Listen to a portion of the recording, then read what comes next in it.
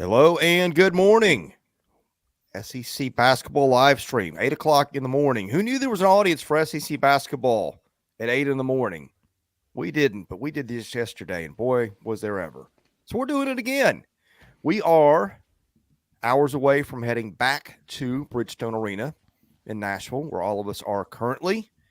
Two of us live here. One of us is up here for the week to cover the SEC tournament. We've been in the building for all 6 of the games so far, and we're going to be in the building for the 4 today. And boy, we have met many of you, and that has been fun. Blake Lovell, I think you got some thoughts. I don't know what they are, but I'm going to turn it over to you here. I've always got some thoughts. Listen, the smile on my face, it is quarterfinal Friday in the SEC tournament. One of the best days of the year. I think the top 8 teams, I know Mississippi State was seeded 9th, but I think the top 8 teams are left standing in the league. And so it sets up for a fun day of games. But let me just say this up front, all right? We had so many people yesterday come up to us or just in conversations mention how much they enjoy the show. And listen, we like to have fun on here, but we like to get serious sometimes too, okay?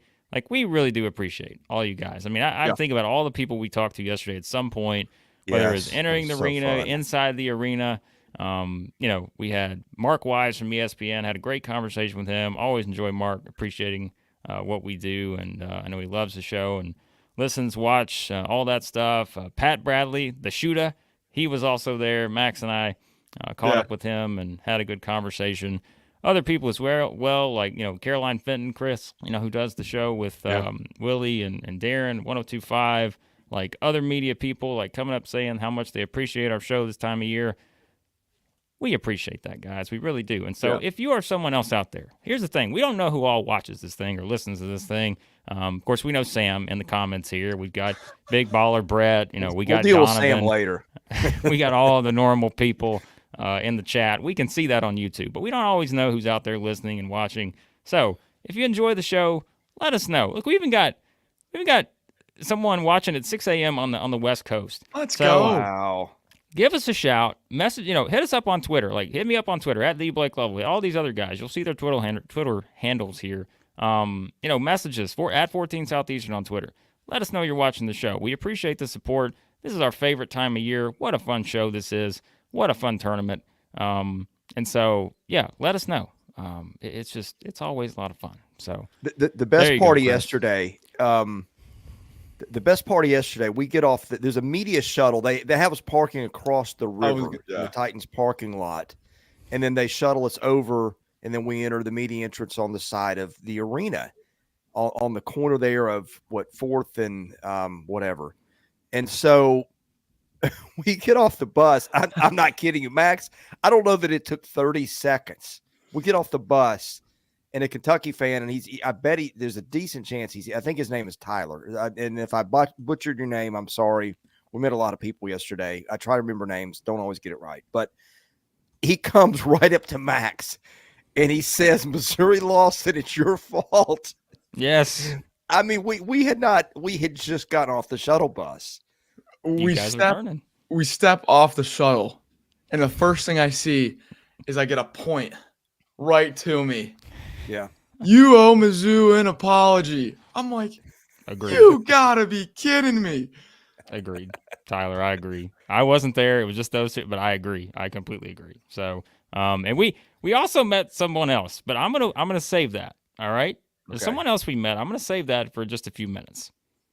We'll get to it. All right, let's go. We had by the way, we had we not only had 4 games yesterday, 4 to talk. We had a coaching move yesterday that I thought might happen, but wasn't entirely sure. We may get into that a little bit later. But Blake Lovell, my man, where are we going first? Are we just going to jump right into the games? I'm ready. Let's go game by game. Put me in, coach. I'm ready to Max play. I had to take a shower this morning. Let's go. So, all right. I took a shower this morning. I'm going to take another one after the live stream. Like, I'm going to be – it's time. Like, let's go. Yeah. All right, Mississippi State and Tennessee, the rematch of the game that State won, noon Central. Nashville is in Central Time, which is, again, where we are. Bully ball.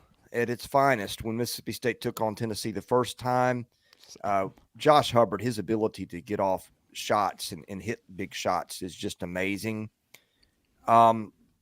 This will be a very partisan Tennessee crowd, though, against the league champ, and we will see what happens. Max, I'll let you start. I don't know what Blake's so cracked up about. The comments are tremendous this morning. It's 8 a.m., and look at the comments. These are tremendous. You got people listening in the shower, all this other stuff. Tremendous work you guys are doing. Sam's on fire today. Sam is on a roll. Like, it's 8 a.m. and Sam's on fire. All right, Max, let's talk about the game here. What is Sam talking about with his sweet potato pancakes here? Sound good. They sound good. It does. Would that be Richard Williams? Because he's in the building. Met him, the former Mississippi State coach. Richard Williams getting back into coaching, Sam? Is that what you're telling us? He wants Rick Barnes as the next Vandy coach. Oh, that Richard. Okay, gotcha. Well, if you're a fan of bully ball, you're gonna like the slate opener here. We got a Ken Pom projection of a team in the 60s. Anytime I'm seeing a projection with a team in the 60s and Mississippi State or Tennessee is playing, just get your shoulder pads on because there's going to be some contact here.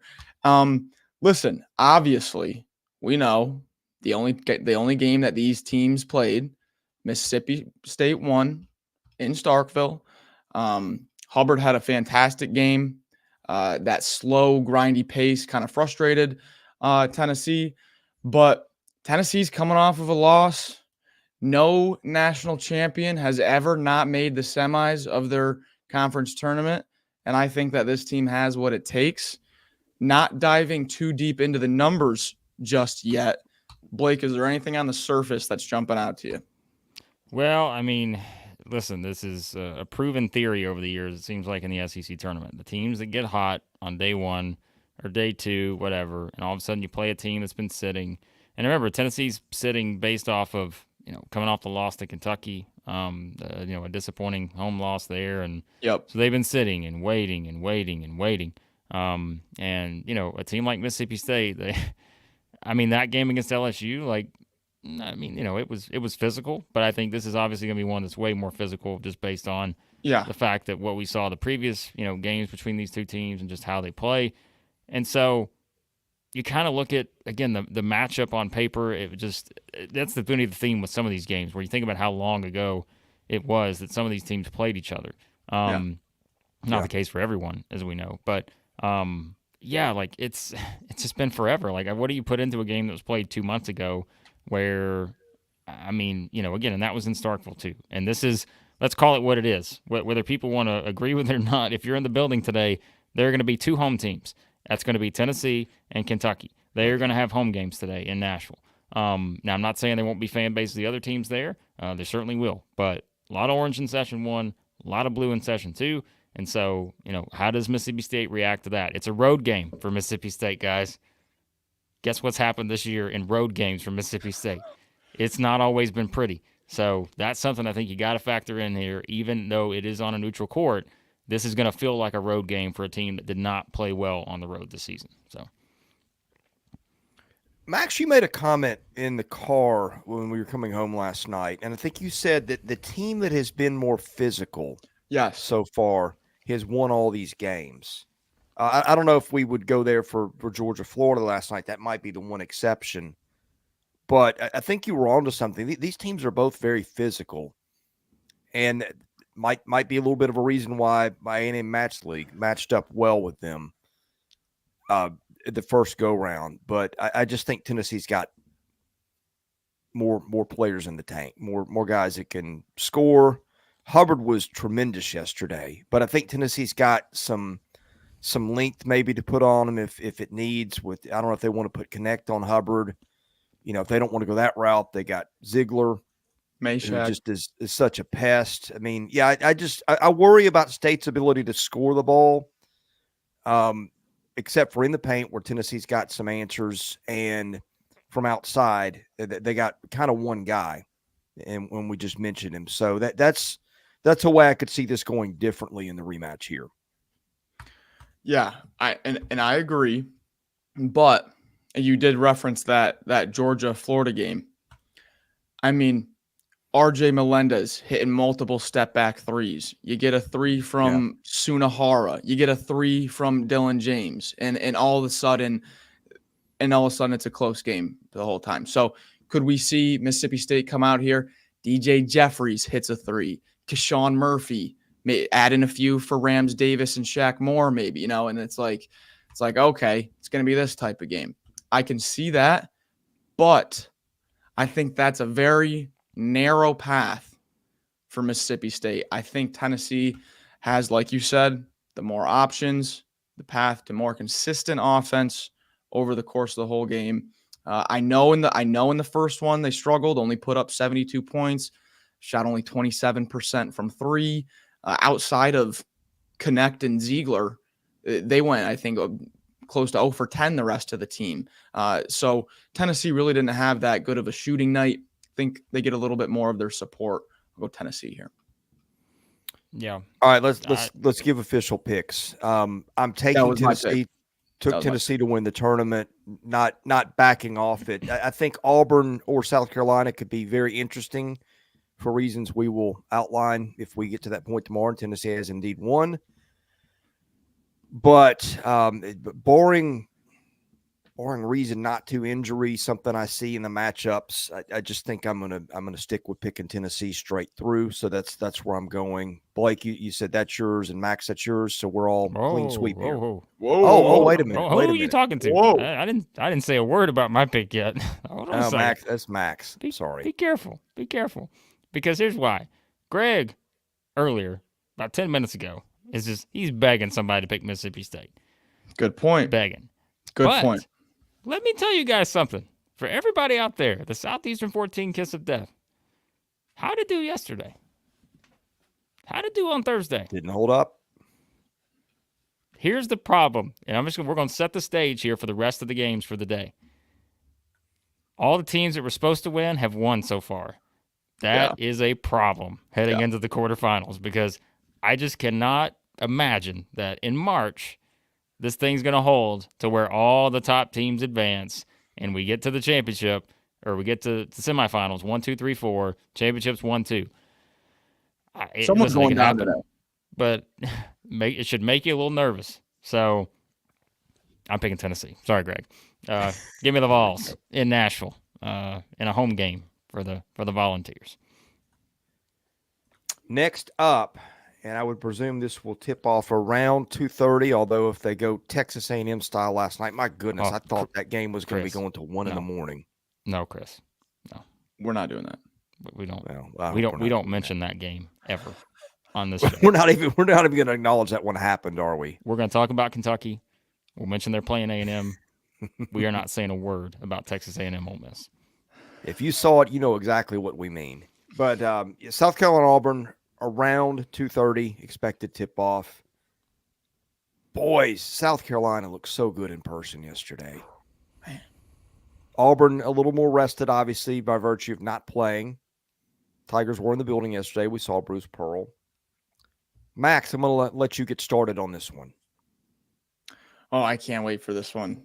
I can't wait. And you set it up perfectly. South Carolina, guys, I don't know how many times we said it yesterday, sitting down. We're like, this is a football team that has just happened to be very, very good at basketball. That's what it looks like. I mean, and I'm taking nothing away from Arkansas, but even like Michi and Cooper and Jacoby Wright, I mean, these guys are solid, like solidly built. They're just so physical. And this is the thing, guys. I know, everyone knows Auburn won by 40 not too long ago. Everyone knows that. Think Lamont Paris doesn't know that? He knows that.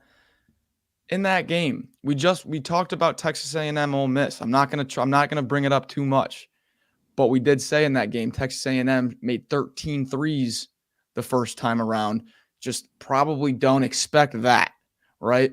That's all we laid out. Last game, Auburn shoots 60% from 3. South Carolina 20. Just don't expect that again. That's not gonna happen again. I don't think that makes up for a 40-point difference.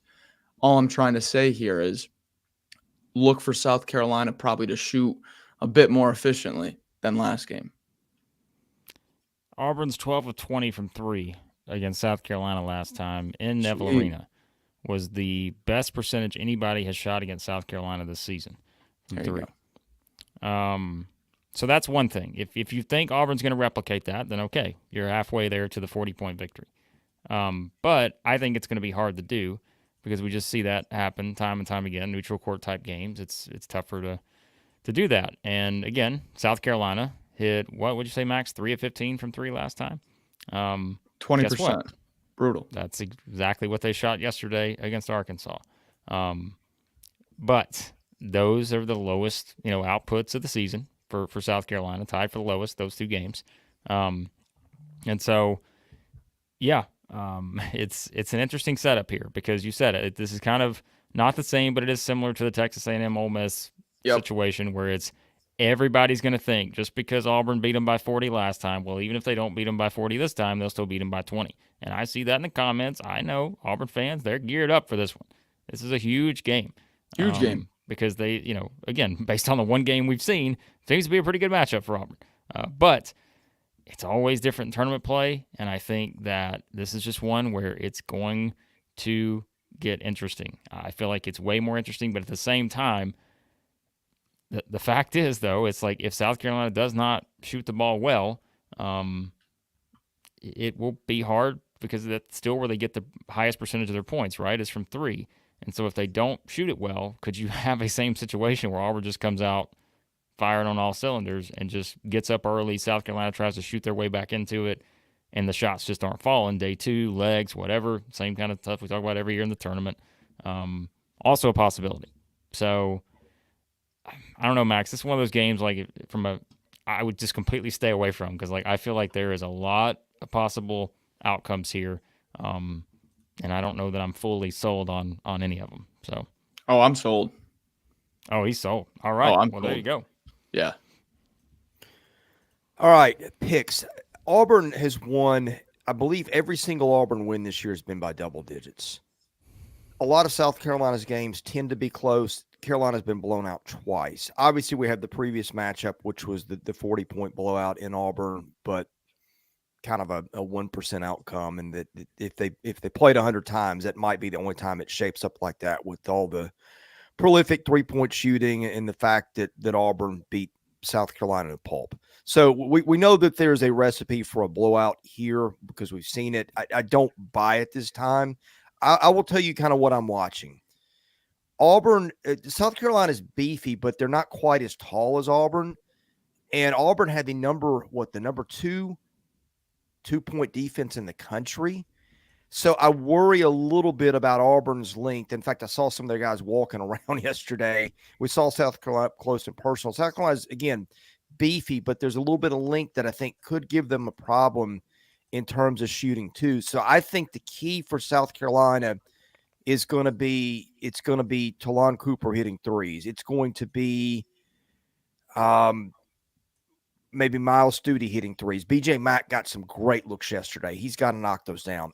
If Carolina's going to be in it or pull the upset, that I think is going to be the recipe. But look, we saw this play out once. Again, I don't think it's the mismatch that it was the first time, but it's kind of hard to reverse the prediction after the first time. I think this could be a much better game. Could see it being a close game.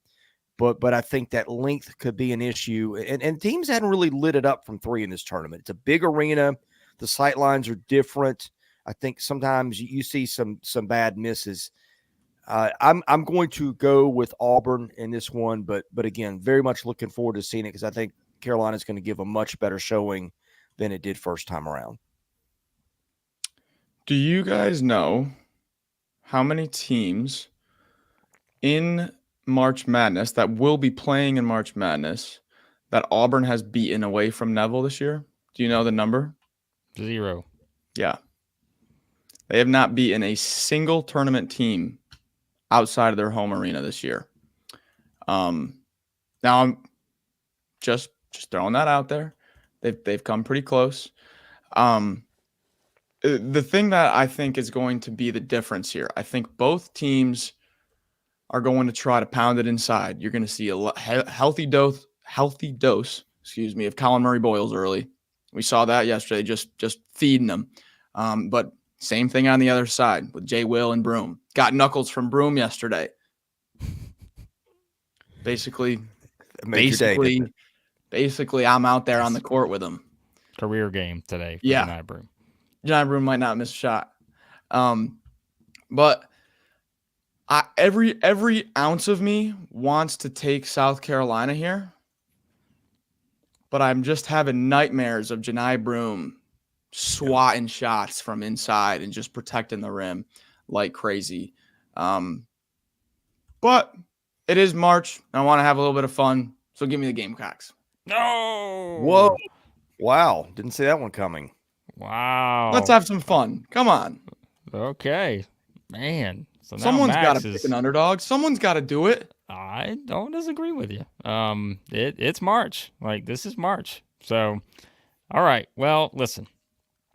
We met some great South Carolina fans yesterday. Sean, Mandy, they came up to us.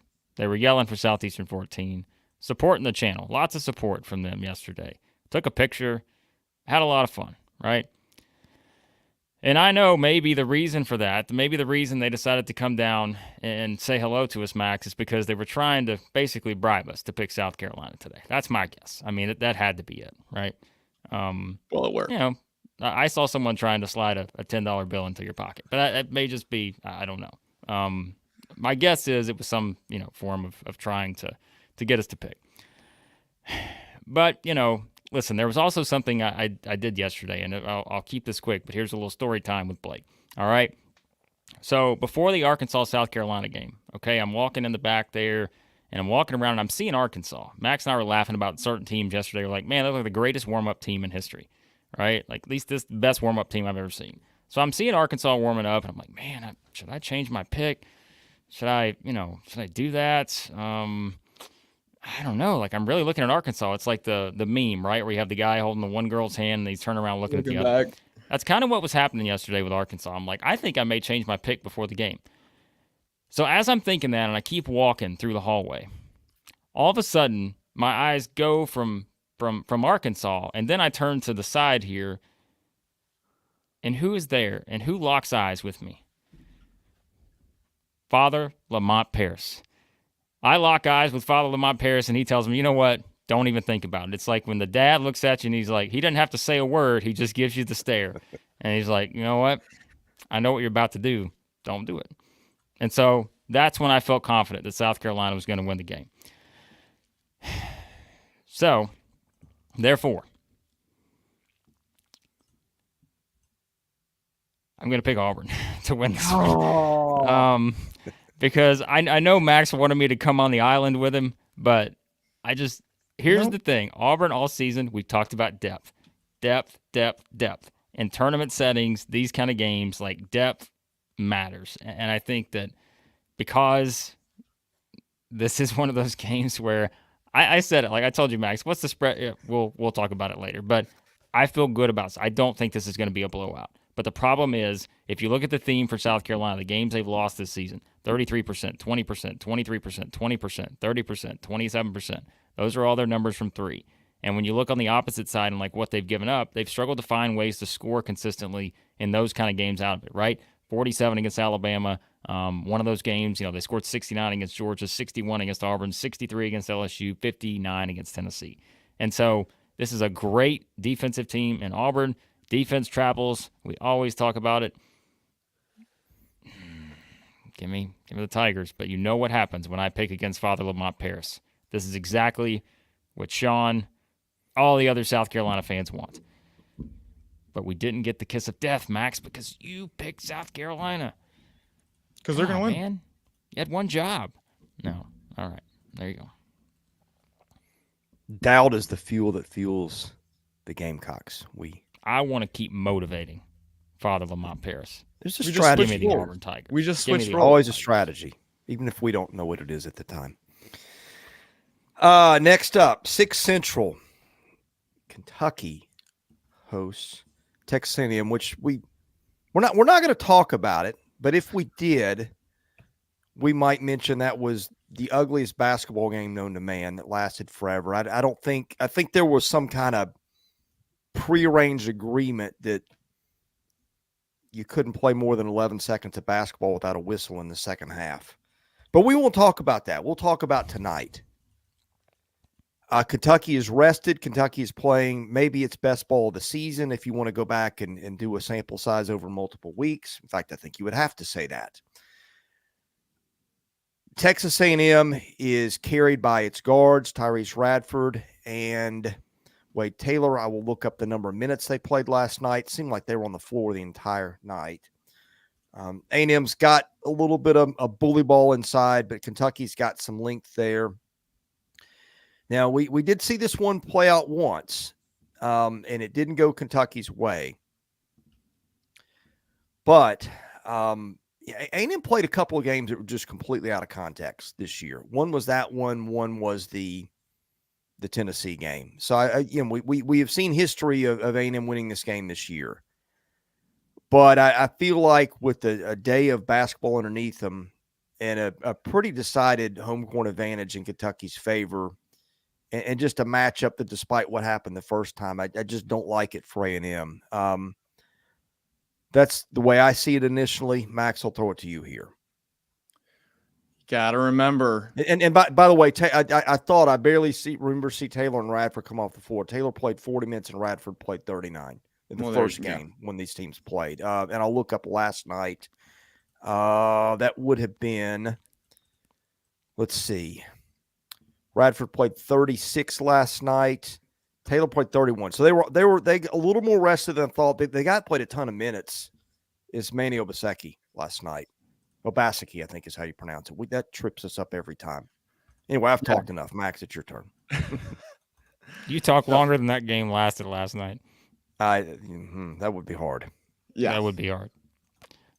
Barstool Big Cat tweeted out last night, like, the A&M Ole Miss over was the best people's over of all time. I think there was like 35 points scored in the last 2 minutes or something. Unbelievable. But in the first matchup between these two, there was one guy who was not healthy yet. Goes by the name of Adu Thiero, my underrated player of the year in the conference. Kentucky only has one guy nationally ranked on KenPom in offensive rebound rate. You guessed it. Thiero. It just changes the team. It changes the physicality of what Kentucky can do rotationally at the four. He had 6 rebounds last game, 6 rebounds against Vanderbilt, 9 against LSU, 8 against Auburn. You're going to need that in this game. Also, when Yenso played 31 minutes last time, 10 rebounds, 5 blocks. Going to need another performance like that. I like the dynamic that Thiero brings that was not present in that first game. Obviously, we can have a Wade Taylor, Boots, Radford, go off, combine for 50. They're game for that any night.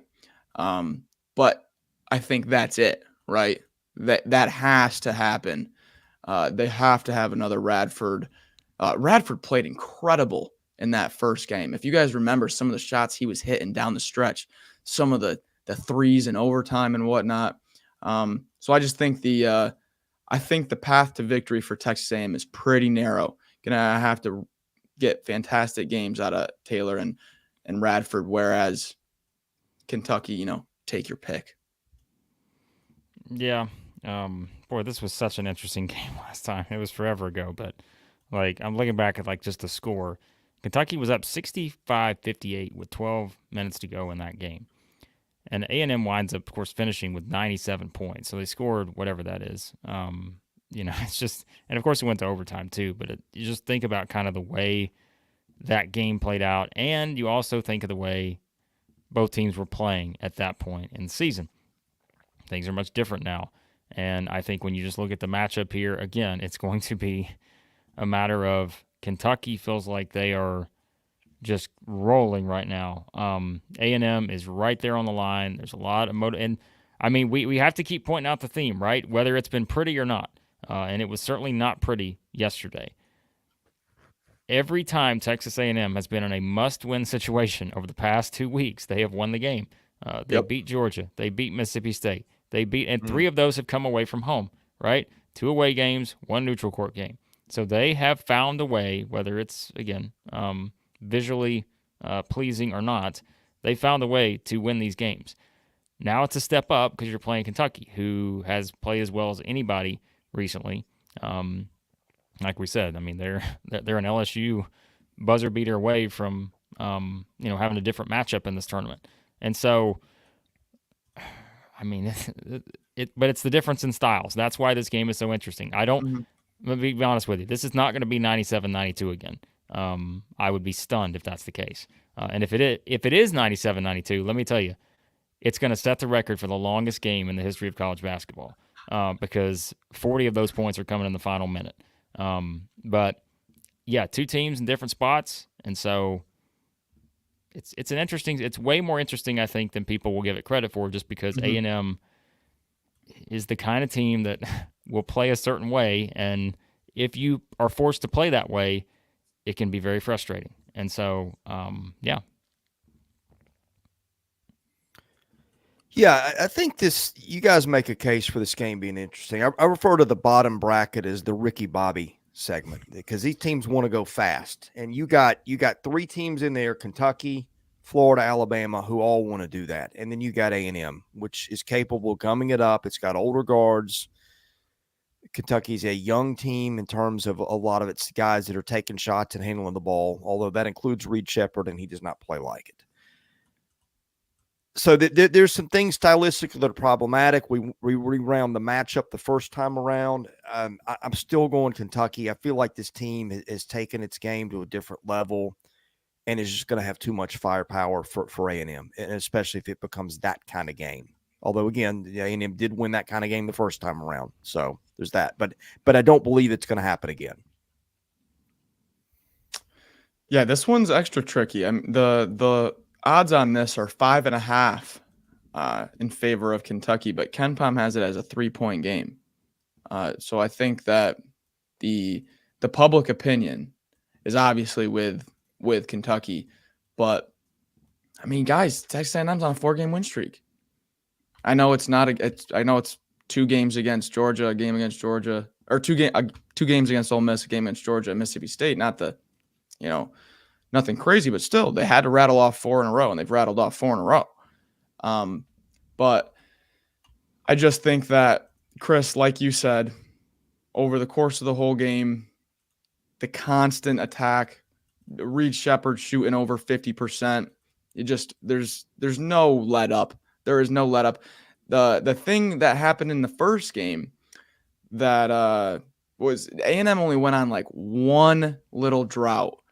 I remember it because I had you guys both picked Kentucky. I picked Texas A&M in this game, so I was watching this like the whole world was against me.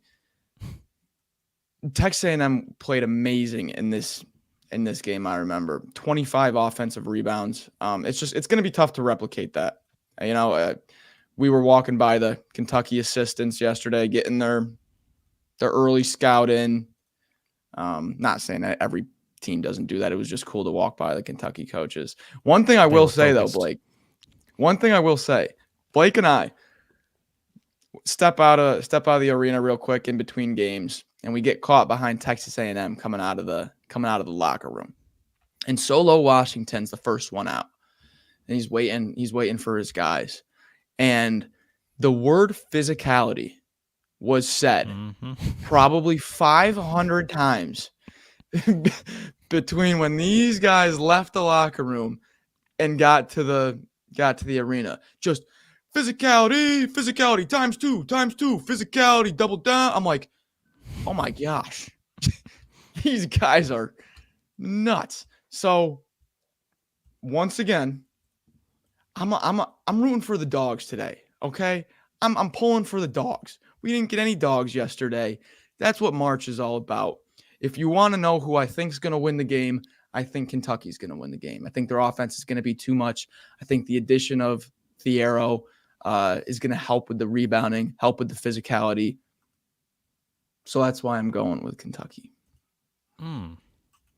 Well, as Kent points out here, remember, there was no Ashley Judd in the first game either, and that's important. I'm about to do something that you guys, it's going to stun you guys, all right? Are you taking one for the channel?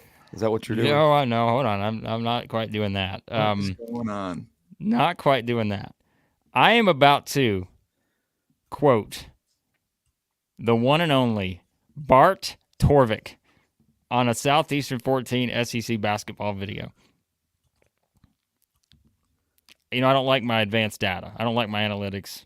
I use the eyeball test. But Kentucky, since February the 13th, and why is that day important? That's when they started this run, beating Ole Miss. That was the Ole Miss game, wasn't it? Held Ole Miss to 63 points in that game. Kentucky has been a top 55-ish, top 60-ish defensive team since that point in the country. They've been a better defensive team than Texas A&M since that point. Wow. So you go all the way back to January the 13th. Remember how Kentucky was playing defense on January the 13th. February 1 month 13th. later, it started to shift to February 13th and on.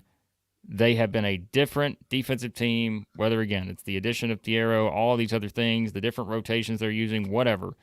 They have played better defense. Mm-hmm. And I know they gave up 102 to Arkansas. I know they gave up 89 at Mississippi State. I know they gave up 95 to Alabama. But the numbers still tell us that they have improved in that side of the floor. And we said earlier, one of the things is when you're on a neutral court, you're playing in this arena. We said yesterday, A&M's not going to hit 13 threes like they did against Ole Miss. And boy, did they not. There were some shots that probably should have counted for double miss. But they don't count it that way in basketball.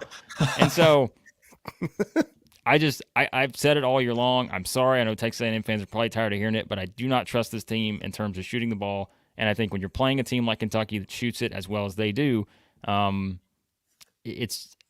you look at the numbers, then all of the numbers tell you that Kentucky just should win this game, but it is the physicality that Max brought up that worries me a little bit. KenPom has this as a 3-point game.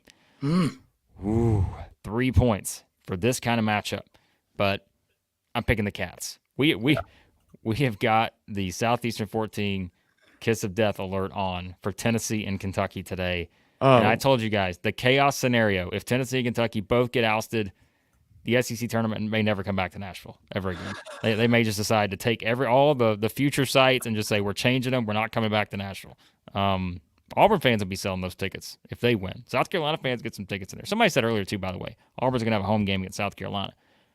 Do I think there will be more Auburn fans than South Carolina fans? Yes, but you have to remember, these are not game-by-game tickets. These are session tickets. Tennessee fans are gobbling up those first session tickets. I can guarantee you that. So There'll be a lot of orange. We just don't, maybe at times won't know if it's Tennessee or Auburn orange. But there you go. All right, around 8:30 Central, Florida, Alabama, which I think for entertainment value, if you like points, that is going to be the one to watch. What time we watch Florida. What's that? What time did you say the game was? I thought I said around 8:30 Central. I thought you said 11:30 Central. I was like, I might. Based on after last night, it might another be A&M game you got to follow. Yeah. So that's what it's going to feel like. Yes. Max gonna take a shower between sessions. Yeah, see somebody in the bathroom in the sink. It's Max. We were there first half last night of Florida, Alabama, before even Max was like, I'm exhausted. We got to get home and finish the second half from TV. So we did. But from TV, from being there in person, I was not crazy about the way Florida defended last night, especially on drives to the hoop. Florida just looked a little bit off last night. I feel like Florida, as much as we like this team, I'm starting to get a little bit scared that maybe they peaked a couple of weeks ago, maybe around the last time they played Alabama, in which, let me pull up that one. That was like I don't know what, a 103-86 type game, something like that. Florida looked as good as it's looked, 105-87. Florida looked about as good as it looked all year. Now, I will say that Zion pulling was a little bit off last night.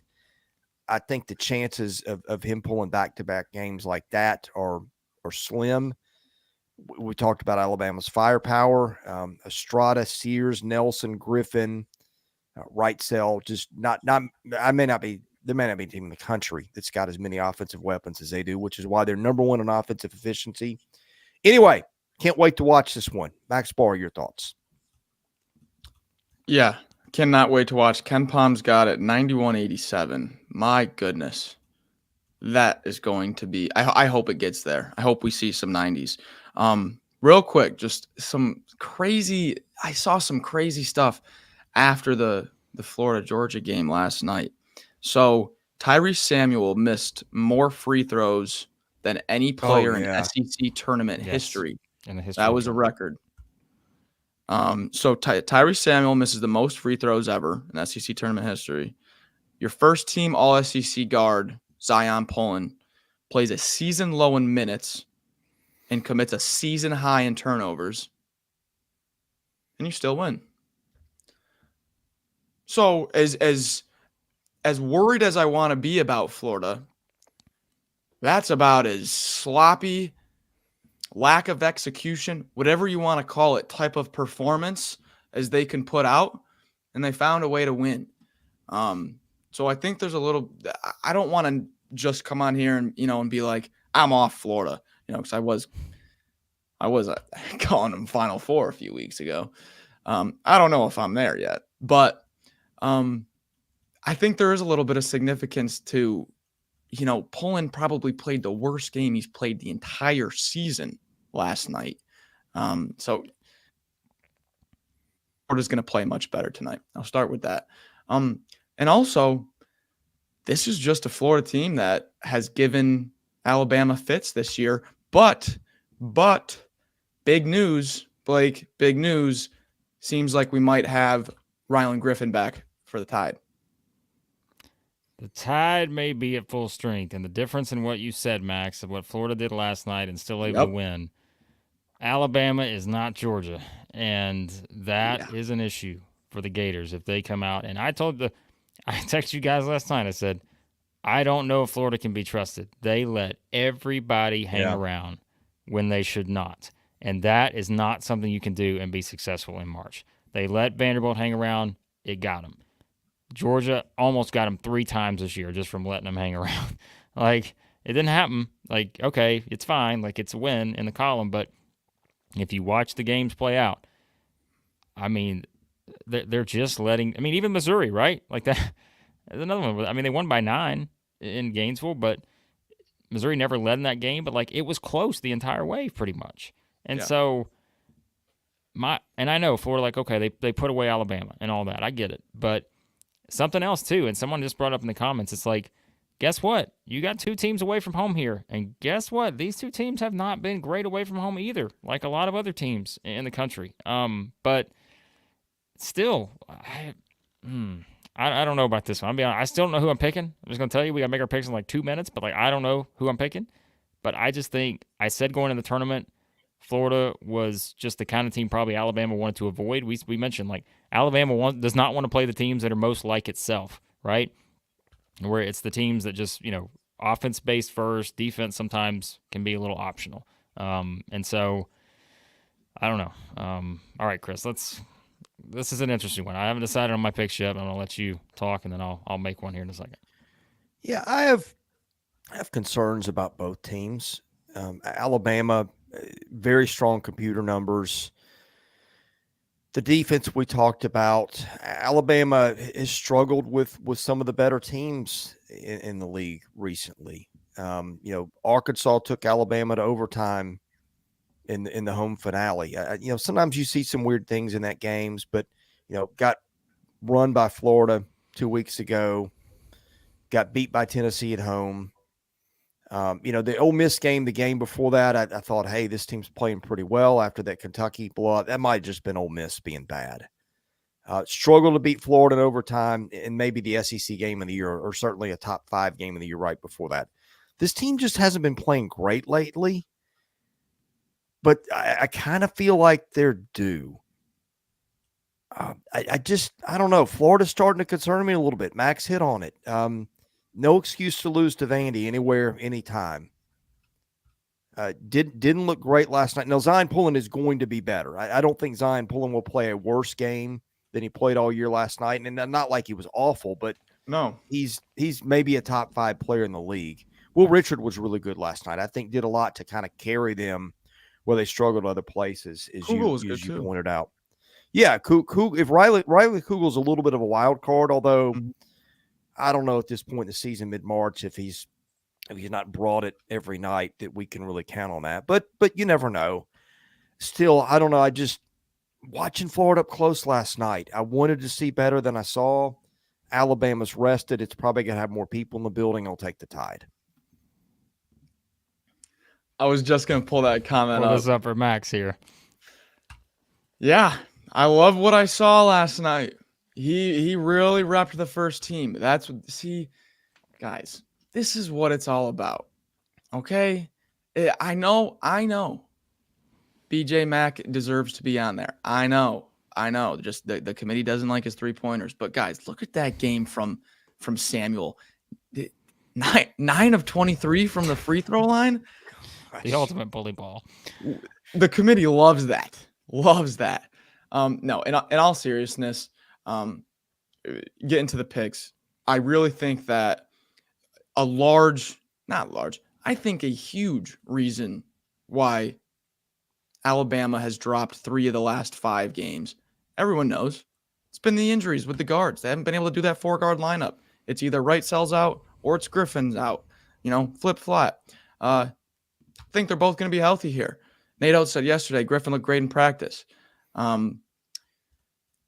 Every part of me wants to take Florida because they're the dogs. Just know, guys, I'm rooting for the dogs, okay? I'm saying it again. I'm rooting for the dogs, but I'm picking Alabama here, but rooting for the dogs. Oh, my goodness. So you two guys put you in a spot who picked Florida to advance in your bracket have now hedged and gone with the Alabama. I picked Alabama. Oh, did you? I did. Oh, I thought you picked Florida. Okay. Maybe I did. I don't think I did. I think you picked Florida. I don't think you picked Alabama. I'm pretty sure we all picked Florida to advance. Okay. Maybe I did. I don't know. But a lot going on. Well, I mean, listen.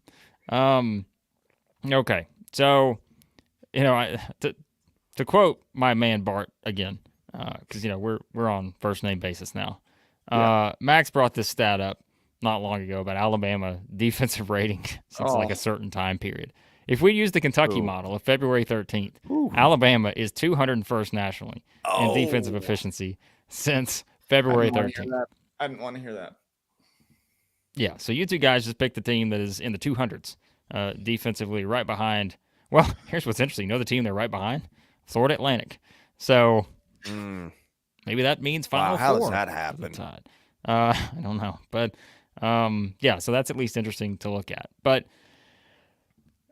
again, I think, when you look at how this thing sets up, and I know Big Baller Brett is in the chat right now. He just as soon as I said his name, don't ruin the vibes. He doesn't want me to ruin the vibes. So you know what we're going to do? You know me. I like to be the ultimate hedge guy. I picked Florida in the bracket. I am about to scare Alabama fans to no end. Wow. The team that has begged us not to put the Southeastern 14 kiss of death on them all season long. You're about to get it in the SEC tournament quarterfinals because I'm changing my pick for my bracket. If Alabama is at full strength, they get Griffin back, they get Wrightsell back. Who has won this tournament 2 out of the last 3 years? Ooh. Alabama has. They played well under Nate Oates in this tournament. And so there is something to that. I told you, I just do not like the way Florida has let teams hang around. I know they just blew out Alabama a long time ago, or recently, excuse me.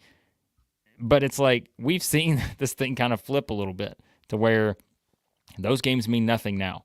And so give me the Tide, Big Baller Brett, Hunter, everybody out there who is we got 500-plus people watching. It's in the 8 o'clock hour in the a.m. in the Central Time. We got people watching on the West Coast. We got people watching on the East Coast. You guys love your basketball. I'll tell you who's not loving basketball right now. That's the Alabama fans, because they just got the Southeastern 14 kiss of death in the quarterfinals. Brett's looking. We handed out the kiss. Oh, go ahead, Max. I'm sorry. I was just saying, Brett's looking forward to the Sam Walters Tyrese Samuel matchup down low between Tucker. That's the one we all circled. Come on. Where's Tucker? Tucker had Sam Walters for every SEC award we gave out. So. They did. What were you going to say, Chris? Well, we've just given the kiss of death to what? Tennessee, Kentucky. and Alabama. So that means you got the ticket scalping nightmare of Florida, Texas A&M, whoever we're going with, South Carolina and Auburn, and Mississippi State. But what's important there, the one team we did not Southeastern 14 kiss of death was South Carolina or Auburn. Good job, guys. Good work. Yep. Good work. Good work. I'm telling you right now, one of these dogs is winning outright. There's no way we're having 8 straight single-digit favorites win. There's just no way. But you've seen some chaos in some other tournaments. The SEC will be turning cartwheels if the Final Four on Saturday is Tennessee, Auburn, Alabama, Kentucky. Yes. That ticket will be close to record-breaking ticket to get in the building for that semifinal session on Saturday. True. So I don't know what the SEC is rooting for. It's probably that. But, yeah. So, anyways, again, we got 530-plus people in here. If you missed what we said at the start of the show, and we're going to get to the Super Chats real quick, and then we're hopping off because we got to get to the arena. We got to see you guys at the arena. If you watch the show, if you enjoy what we do, hey, let us know. We always enjoy the feedback because, again, we're not a lot of people do this. Not a lot of people cover SEC basketball like, complete just chaos. I mean, we're just, come on. We're just nuts for doing this the way we do it. But we appreciate all the feedback. And so we appreciate you guys. Again, come up, say hello, yell at us from the stands. Yell at Max for, whatever. It's always a good idea. Watch my reactions as I'm in pain. Yeah, let us know. Hit us up on Twitter if you're coming to the game. We appreciate all the interactions as always. But, all right, guys, I'm going to quickly run through the Super Chats. We got a couple from Justin here. Yeah. And as I said, we're quickly going to run through these because I'm not even acknowledging this one.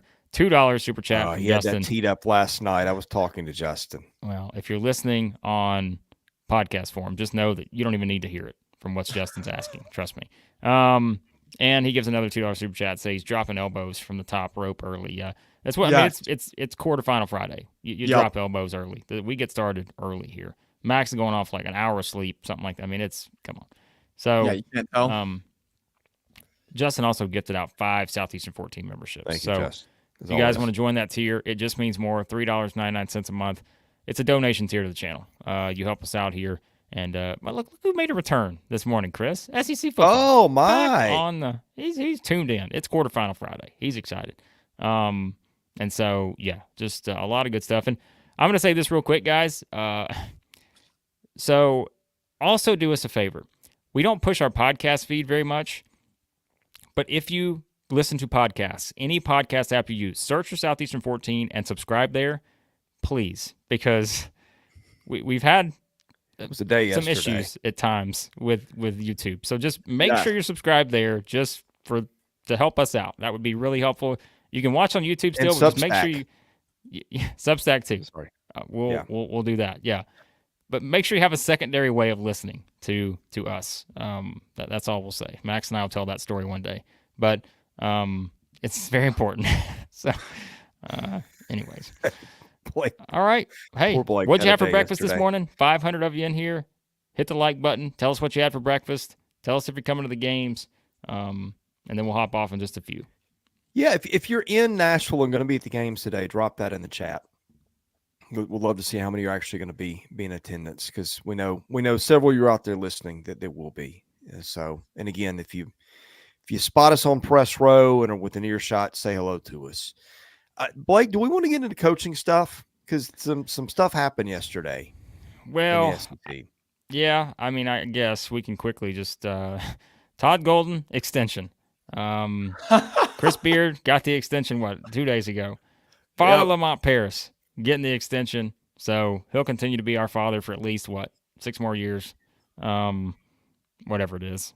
So yeah, a lot of coaching stuff, and then of course Vanderbilt now has a vacancy, which, as you've seen, Sam has been campaigning for all kinds of people in the comments. Stackhouse getting fired just ruined Sam's day. Yeah, I can tell. Well, now he wants a swap. He wants might have made Justin Rick Barnes to Vanderbilt. Yeah, Justin, leave a super chat if you were pleased with that. But Sam had pancakes with Rick. Pancakes with Rick. Yeah, that's what I heard. So it's this what I like to see right here on the West Coast. Big Gator EJ. Oh, protein. He's loading up on the protein. When did he say that? Just now. Like he's ready for bully ball tonight. Yeah. Okay. Oh, I want to change my pick. I want to change your pick, don't you? I love that. That might be the best eating this morning. I've seen. Florida's probably eating steak, eggs, Quest bars. They're not even mixing protein shakes for. They're just taking the powder, dry scooping it. Sam, if you are there today, I'm not doing and you do not come see us, you're banned from the chat. Love that. You're banned. I would be very disappointed if Sam's in the building doesn't say hello. So, all right, guys. Well, I know we got to hop off because we got to head to the arena. We got to get going. We get there early. We like to scout out, all the teams. We like to be ready to go. So, Blake, I'm putting you on the spot. If you're picking the next Vanderbilt coach, who are you taking? Oh God, I knew you'd ask something like that. Look, I know Chris Mack's the popular name out there. I'm sure Kentucky fans will have their own fun with that one, based on former Louisville coach. But I mean, look, is he the worst option? No. I mean, he's obviously a guy who's won before, all that. But I'll just throw out some names. I don't know who the coach is going to be, but you know who I would pick. But Vanderbilt's never going to pick him. Okay? Yeah, you're going Will Wade, aren't you? I mean, look, guys, I'm just saying he's winning games. Like, if you want to win, that's what you would do. And I know it. Listen, probably all the people in the chat are going to say, "Oh no," no, and Vanderbilt will never do that. But I'm just saying, like, if you want to turn your program around, you want to win games, Vanderbilt will not do it. But look, Pat Kelsey, Bucky McMillan at Samford. I think I know Mitch Henderson was talked about at Princeton. Those kind of guys. To me, the top three probably comes from Mack, Kelsey, McMillan. I think it's one of those three guys. But no Liam Robbins. A bit of a transition to go from Joey Dwyer playing to coaching. And remember, Billy Derrick yesterday. I don't know if Billy's in here, but Billy did tell us that it was going to be John Calipari. So remember, attribute that to Billy Derrick, that John Calipari would be the next coach at Vanderbilt. So. I bet I know where that's coming from. His daughter is a professor at Vanderbilt. He was just joking. He wasn't. But that was out there on Twitter yesterday. I no think that way is bananas. That's not good. I mean, like Vanderbilt to get Calipari. Not that it's going to happen anyway, but just playing along, just for fun. Vanderbilt will be paying coaches like $50 million of buyouts before anybody coached a game next year. So that if you're rooting for chaos scenario, that would be it. But of course, that's not happening. Sam wants to bring home Kevin Stallings. I like your names. The Will Wade thing, in case people are wondering why that's crazy. Why would Will Wade go? Will Wade grew up a Vanderbilt season ticket holder and a fan. Grew up in Nashville, but they have not given him a sniff for that job ever. How high is his buyout at McNeese? Because I saw something that it was unbelievably high. I think it was higher than most SEC coaches. They're paying a lot of coaches a lot of money not to coach. We're reaching Tennessee territory circa a few years back where they were paying anybody and everybody. But let's be honest, if we put a percentage on it, what's the percentage Will Wade's coaching another team, a power conference team next season? I'd say pretty high. Someone's going to fork it over. Decent. Someone's going to pay it. It's not going to be Vandy, but that's all I'm saying is just I know the history. I get it. But you think about how things have changed since then, right? Like, I mean, I don't know. I'm just saying. So. Yep. Anyways. Kevin Stallings. Bring him home. That's what Sam said. Kevin Stallings. Listen. All right. We're going to let you guys go so we can get to the arena. Thank you for watching. Hit the subscribe button, hit the like button, follow us on podcast feed, subscribe to Substack, Say hello to us if you're in Bridgestone Arena Day. We will be there on press row. For Max Barr, Blake Lovell, I'm Chris Lee. Thanks for watching us at Southeastern 14.